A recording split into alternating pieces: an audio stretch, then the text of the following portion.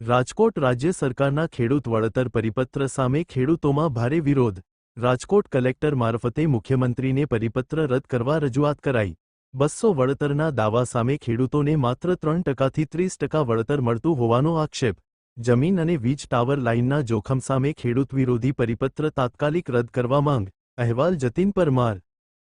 જે રીતે 4/7/2026 રોજ રાજ્ય સરકારે જે પરિપત્ર ખેડૂતોના હિતનો છે એમ કહી અને મોટા મોટા જે વાયદાઓ વચનો અને વાતો કરી હતી એ જ પરિપત્ર જ્યારે બન્યો ત્યારે 200% વળતરની જે સરકાર વાત કરતી હતી એ આખી લાઈનમાં 200% વળતર માત્ર 3% ખેડૂતોને મળે છે। 97% ખેડૂતોને માત્ર 30% વળતર મળવાનું છે। નંબર 1। નંબર 2 અમારી માંગ હતી કે માર્કેટ ભાવના 4 ગણું વળતર આપો। આ પોલિસીની બાદબાકી કરી છે। અમારા ખેતરમાં જે આ તાર ઊભો થાય છે એ જિંદગીભરનું જોખમ છે। ગમે ત્યારે થાંભલો પડે, તાર તૂટે, શોર્ટ સર્કિટ થાય તો આ જોખમ સામેની પોલિસીનો ક્યાંય કરતા ક્યાંય સમાવેશ કરવામાં આવ્યો નથી।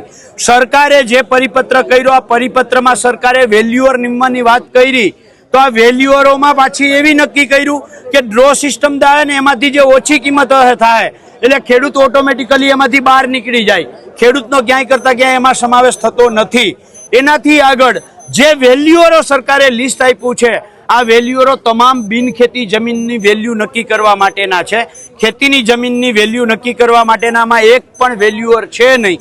ગુજરાત હાઈકોર્ટનું તાજેતરનું જજમેન્ટ એવું છે કે બિનખેતી જમીનની વેલ્યુ નક્કી કરનાર ખેતીની જમીનની વેલ્યુ ના કરી શકે અને ખેતીની જમીનની વેલ્યુ નક્કી કરનાર બિનખેતીની ના કરી શકે। તો સરકારે એક પણ ખેતીની જમીનની વેલ્યુઅર નક્કી કરનાર વેલ્યુઅર તો જાહેર કર્યો જ નથી અને સરકાર અમારી પાસેથી વેલ્યુઅર માંગે છે। તમારે વેલ્યુઅર કેવી રીતે આપવો? એટલે આ બધી જ બાબતોને લઈ અને અત્યારે અમે રાજકોટ કલેક્ટરના માધ્યમથી મુખ્યમંત્રીને કાગળ લખી અને કહીએ છીએ કે આ ખેડૂત વિરોધી પરિપત્રને તાત્કાલિક રદ કરવામાં આવે।